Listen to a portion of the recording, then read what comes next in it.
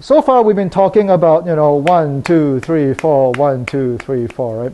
There are some songs where sometimes it's not 4 beats in a bar.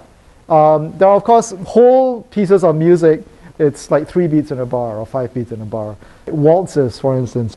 If there are 4 beats in a bar, which is going to be like the majority of music that people DJ with, then people call these quarter notes, 1, 2, 3, 4.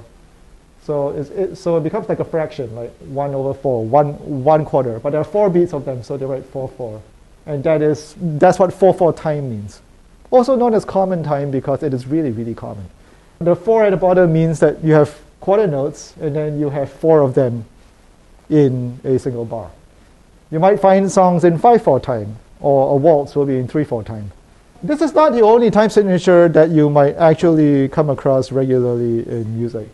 If I had a beat that goes, I'll do a slow beat like 1, 2, 3, 4, 2, 2, 3. Someone shout out some triplets. 3, 4. Da da da da da da da da da da da 1, 2, 3, 1, 2, 3, 1, 2, 3, 1, 2, 3. That's also sometimes known as 12/8 time. Instead of 1 quarter notes, we've got 1/8 notes. And in musical notation, we draw that with a line on top. But we have 3 of them. 1, 2, 3, 2, 2, 3, 3, 2, 3, 4, 2, 3, right? This is kind of interesting. I could draw a 4/4 bar that looks like this. So I've got 8 notes, and I'm drawing 1, 2, 3, 4, 5, 6, 7, 8. So if I'm going 1, 2, 3, 4, 1 and 2 and 3 and 4 and 1, 2, 3, 4, 1 and 2 and 3 and 4 and 1, 2, 3, 4, 1, 2, 3, 2, 2, 3, 3, 2, 3, 4, 2, 3, 1, 2, 3, 4. All the same tempo. All these songs actually can work together. 1 and a 2 and a 3 and a 4 and a 1 and a 2 and a 3 and a 4 and a 1 and a 2 and a 3 and a 4 and a 1 and a 2 and a 3 and a 4. So there's actually no tempo change between these 2 parts of the song, even though one part sounds a lot more energetic than the other. Versus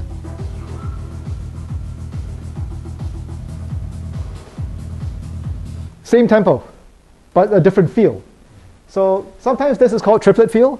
In trap music, you will hear a lot of triplet sounds in there. Sometimes it goes through the entire song. Sometimes it's just like part of the beat. For people who are doing like techno or house music, a triplet beat track mixed on top of a common time track can sound like a whole train wreck sometimes. But it sounds like they're the same tempo, but a lot of those notes just aren't lining up. And it sounds like a mess. So you might be doing everything technically correct, but musically it doesn't sound right.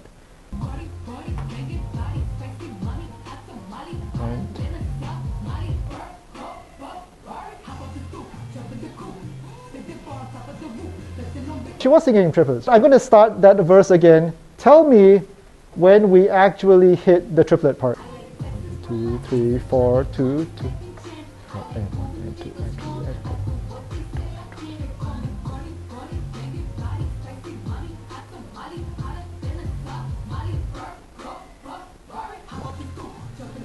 That part right there, we had the triplet feel, couple of bars. And now that's not the whole song. That's just that one part of the verse. It's neat to be able to note that. For your assignment, if it occasionally shows up, I don't think you need to notate it. If your whole song is in it, or there's like a significant passage in the song that's in triplet feel, like the EDM song I played earlier, you want to note that. It's like, this part's in triplet feel. That part is not. Knowing that means, well, I can use the triplet feel part to mix to another song that is in triplet feel, or I can use the non-triplet feel part of the song to mix to another song that's non-triplet feel. And that's really, really useful. All right?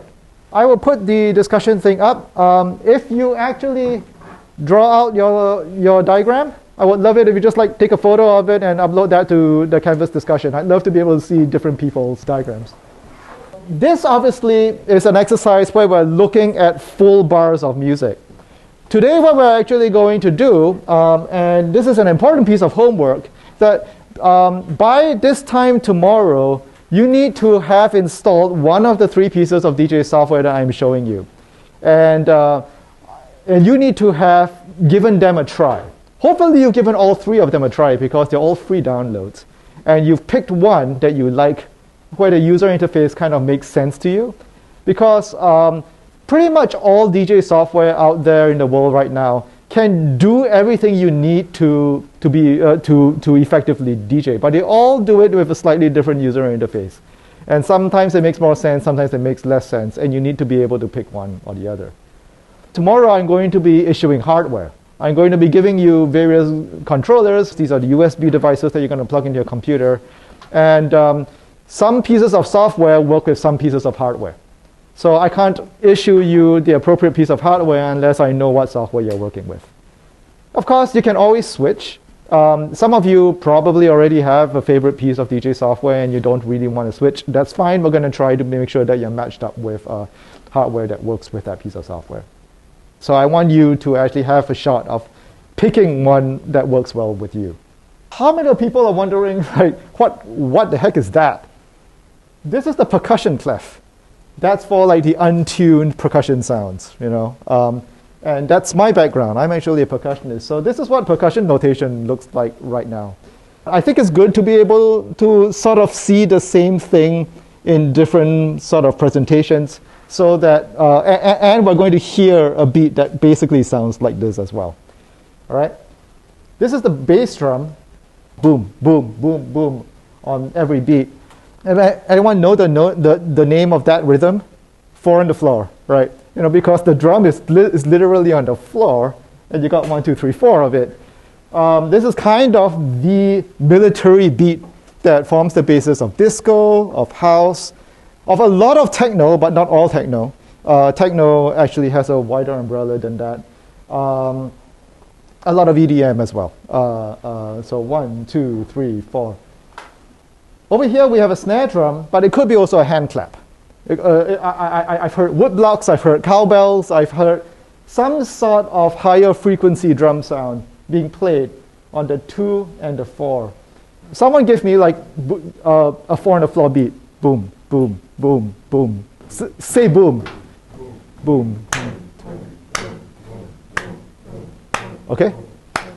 Now, this is extremely important for disambiguating how fast the tempo of the song actually is, because depending on how you count your bars, you could count boom, boom, boom, boom as 2 bars. You could count boom, boom, boom, boom, boom, boom, boom, boom as 1 bar. If you decided that the song makes sense that way, it's entirely possible. But what I find is that the snare drums or the hand claps typically make it much clearer exactly how long a bar is. Now, it does vary a little bit by genre of music, but if we're talking about disco, it's a dum, clap, dum, clap. That's 1 bar. This is like a boogie rhythm. Let me turn it up.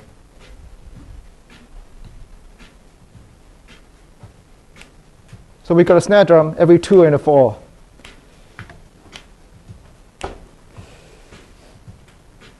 There's also other names for these beats. This is often known as a downbeat, and in funk it's sometimes just called the 1. And we will be using the phrase the 1 many, many, many times as that very, very first beat, typically with a bass drum or a bass sound. However, there are some genres of music where there is no bass drum. Specifically, there is a 1-drop reggae rhythm where they specifically drop the 1. There is no 1 sound in there. Even though if you counted off the music, it's very clearly that first beat. Because when musical conductors do this sometimes, and they go up, down, up, down, up, down. So the upbeat is also known, is also sort of shorthand for that 4th beat. Has anyone heard of backbeat as well? It became really, really popular among like the British invasion rock bands, or like the Beatles and stuff like that. But really, it's very, very common in a lot of rock and roll. 50s rock and roll, for instance. So that's the sound of the snares, the backbeat. That includes this, that includes this. So it's the 2 and the 4, it's the backbeat. Some forms of music, it's easier to hear the backbeat than to hear the downbeats. Especially because the down bass is bassy, is low. If you're trying to listen to it over a pair of headphones, you might not actually be able to pick it up very well. even though it sort of intellectually sort of makes sense. When you actually try to listen for it, it's kind of difficult. Whereas these hand claps or these snares can sometimes be a lot easier to hear. So we have these backbeats. And finally, we've got these X's up here. And this is very, very common in disco music, where you have cymbals playing like a very, very regular and much more rapid sound on top of everything. So let me give you an example. In this particular example, the hi-hats are going even faster than what I've drawn out here. They're actually playing 16 notes. And instead of snare drums, we've got bongos, it sounds like. We don't have a snare drum here. But if we had a snare drum, it'll be... And if people were clapping along to this song, this is how they'd be clapping. You can sort of see how each note lines up with the waveform. I'm using a program called Rekordbox, which is one of the 3 pieces of software that I want you to be examining. It's the one that I'm most familiar with. And what they have is this sort of red, green, blue notation. If there are low frequencies in a sound, it shows up as red. Red, a lot of folks here are familiar with physics. Red has a lower frequency than blue, right? So the bass sounds are marked in red. If you look at what's on screen, you can see all of the kick drums are in red, right? And in a lot of different genres of music, it's actually the loudest sound that you're going to get. Because it's so low in frequency, it's actually pretty hard to hear. And if you want to have that impact where it's actually like rumbling people's chests, it needs to be the loudest sound in the production. Those are definitely bongos. They're more on the green side of things. So they're in between red and blue. So they're kind of in the middle frequencies. Typically, if you hear, if I put up a track where people are singing, and I'll put up a couple of tracks later, you'll see the voices kind of turn up in that green as well. So it gives you an idea that either there's snare drums and bongos or someone's singing along there. And just by looking at the shape, you can sort of tell whether it's a drum or it's some sort of vocal. So you get this green thing coming up here, usually a little bit softer than the drum. And then finally, you can sort of see the hi-hats, right? So what color are the hi-hats? The hi-hats are like really, really these high-pitched sounds. Blue, right, yeah. If I was playing this beat, then it will probably look a bit like this. If the kick drum is the loudest thing, then you'll see mostly red when all of the sounds overlap. But this sort of representation actually gives you a lot of information just visually on what the actual rhythm is like. And this can help you figure out your bars, right?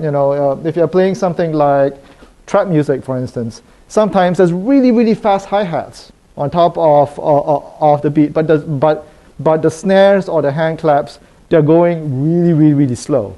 And that tells you this is 60 beats per minute and not 120 beats per minute. You can go from a song at X beats per minute to a song that's 2X, or vice versa, a song that's 2X and going down to X. But you have to realize those snares are not going to line up, right?